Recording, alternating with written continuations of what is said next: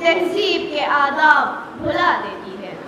جناب صدر، سردیوں کی ٹھٹھرتی ہوئی رات، منہ لپیٹے ایک مجبور ماں اپنے نومولود بچے کو ایدھی سینٹر کے باہر پڑے چولہے میں ڈال جاتی ہے۔ اس سے پوچھا گیا، کیا تجھے تیری مامتا ستائیں گی نہیں؟ اس بچے کی سسیاں تجھے رلائیں گی نہیں؟ اس کی چیخیں تیرے کانوں سے ٹکرائیں گی نہیں؟ تو کپکپاتے ہوئے ہونٹوں سے جب مجبور ماں یہ جواب دیتی ہے کہ میں اپنی پیٹ کی بھوک کا برداشت کر سکتی ہوں، لیکن اس بچے کا بھوک سے بلکنا مجھ سے دیکھا نہ گیا، تو اس پر یہ کہنا بچا بنتا ہے، خاک میں ماں کی محبت کو ملا دیتی ہے، بھوک تہذیب کے آداب بھلا دیتی ہے۔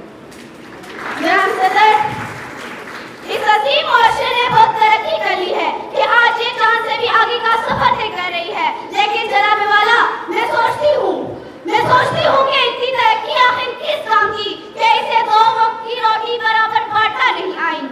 اعلی وقار، ہمارے معزز اور باوقار ایوان میں قائد ایوان نے ایک قرارداد پیش کی کہ ہم معاشی نہیں بلکہ اخلاقی بدحالی کا شکار ہیں۔